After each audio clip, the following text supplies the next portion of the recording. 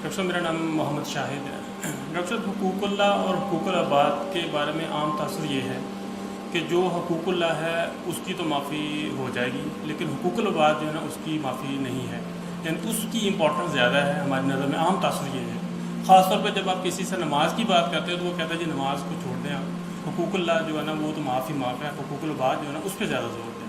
میں نیک کام کر رہا ہوں بس یہی کافی ہے، نماز ضروری نہیں ہے۔ اس کے بارے میں ذرا تھوڑا سا بتائیے کہ دین کیا کہتا ہے۔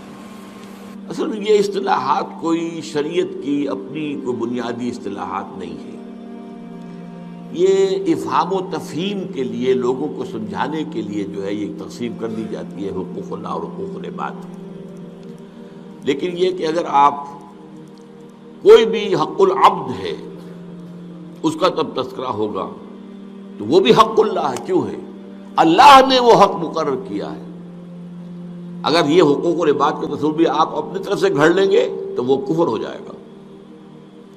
اللہ نے آپ کو یہ حق نہیں دیا ہے کہ اولاد کو کھلاؤ چاہے حرام سے کھلاؤ، یہ کس نے دیا حق آپ؟ ہاں اولاد کو آپ نے کھلانا ہے لیکن جائز سے، حلال سے۔ تو یہ در حقیقت یہ چیزیں آپس میں ملی جلی ہیں۔ اب نماز حق اللہ ہے، زکوٰۃ اب کہتے ہیں یہ حق العباد ہے، نہیں بھائی یہ بھی اللہ نے فرض کی ہے، اللہ کا حق ہے، اسی لیے اس کے انکار پر جو ہے قتال کیا حضرت ابو بکر نے۔ ہاں یہ ہم سمجھانے کو کہہ سکتے ہیں کہ یہ بندوں کے اندر وہ محتاجوں مسکینوں جو بھی پیچھے رہ گئے ہیں معاشی دوڑ میں، ان کی دیکھ بھال کے لیے زکوٰۃ کا معاملہ ہے، صدقات کا معاملہ ہے، تو افہام و تفہیم کے لیے تو یہ اصطلاحات استعمال ہو سکتی ہیں۔ اس میں تو یہ بھی ہے کہ اللہ تعالیٰ نے فرمایا ہے دو مرتبہ ایک ہی صورت میں، سورہ نساء میں، ان اللہ لا یغفر ان یشرک بہ ویغفر ما دون ذلک لمن یشاء۔ اللہ تعالیٰ ہرگز معاف نہیں فرمائے گا اس بات کو کہ اس کے ساتھ شرک کیا جائے، اس کے سوا جو بھی چیزیں ہیں جس کو چاہے گا معاف کر دے گا۔ تو اب اس میں جو ہے بظاہر تو اس کے اندر پھر حق اللہ بھی آ جائے گا، حق العباد بھی آ جائے گا بظاہر۔ ویسے میرے نزدیک یہ ہے کہ اس کو لائسنس نہیں سمجھ لینا چاہیے کہ لازماً باقی جو کیے جاؤ گناہ اللہ معاف کر دے گا، اس لیے کہ صرف جو ہے وہ جو شرک کی اس نے کہا ہے تو ٹھیک ہے۔ بول تو یہ کہ شرک کی ہی اگر حقیقت کو سمجھا جائے تو معلوم ہوتا ہے کہ ہر گناہ شرک بن جاتا ہے۔ اگر آپ نے صدقہ دیا دکھاوے کے لیے تو شرک کیا ہے، حدیث ہے۔ اگر آپ نماز پڑھتے ہوئے اپنا سجدہ لمبا کر رہے ہیں کہ کوئی شخص مجھے دیکھ رہا ہے تو آپ شرک کر رہے ہیں۔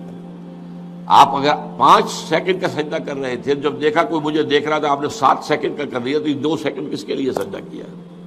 حساب کر لیجیے، سیدھا حساب، میتھمیٹکس سمپل۔ تو شرک بھی اگر اس کا پورا تصوف سامنے ہو تو ہوش ٹھکانے آ جائیں گے۔ تعس عبد الدینار و عبد الدرہم، ہلاک ہو جائے درہم و دینار کا بندہ جس نے دولت کو اپنا معبود بنا لیا ہے کہ دولت ضرور حاصل کرنی چاہے حرام سے، وہ تو دولت معبود ہو گئی۔ کیا فرق ہے آپ میں اور ہندوؤں میں؟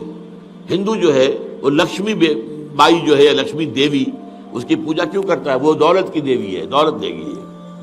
آپ نے کہا ہٹاؤ بیچ میں سے دیوی کو، ہم دولت کو پوجتے ہیں، خود براہ راست دفع کرو اس دیوی کو۔ اتنا ہی تو توحید ہے نا آپ کی، کیا وہ آپ دیوی کو نہیں پوجتے، دولت کو پوجتے ہیں؟ اگر دولت کے معنی میں حرام اور حلال کی تمیز اٹھ گئی تو دولت آپ کا معبود ہے۔ اور حضور فرما رہا ہے تعس عبد الدینار و عبد الدرہم، ہلاک اور برباد ہو جائے درہم و دینار کا بندہ۔ نام ہے عبد الرحمن، ہے عبد الدینار۔ یہ ساری چیزیں ہیں، ان کو اس حوالے سے سمجھ لیجئے، وہ آربیٹریلی سمجھانے کے لیے، وعظ و نصیحت کے لیے یہ کر دیے جاتے ہیں، ورنہ یہ کہ گناہ تو سب گناہ ہیں، وہ حقوق العباد میں آئے یا حقوق اللہ میں آئے۔ اور سب سے بڑا گناہ میں نے آپ کو بتایا، دوبارہ بتا رہا ہوں، سب سے بڑا گناہ ایک غیر اسلامی نظام کے تحت زندگی گزارنا۔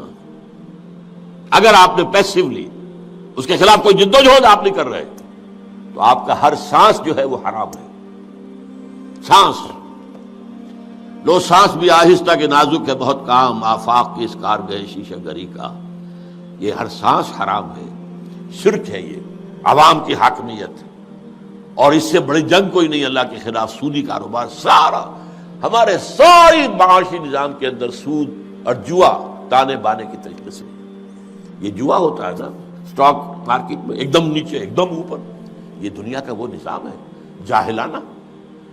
تو اس اعتبار سے میرے نزدیک تو وہ جو گناہ اور حلال اور حرام کا تصور ہے وہ بہت مختلف ہے. ایک شخص سور کھا رہا ہے، چھی چھی چھی چھی چھی چھی، سور سور سور سور سور. ایک شخص بکری کا گوشت کھا رہا ہے، لیکن اس کو خریدا تھا اس نے کسی کی جیب کاٹ کر. کیا کھا رہا ہے وہ؟ حلال کے حرام؟ سمجھ میں آیا؟ دین کی بات پھیلانا صدقہ جاریہ ہے. ثواب کی نیت سے ویڈیو کو شیئر ضرور کیجیے. شکریہ.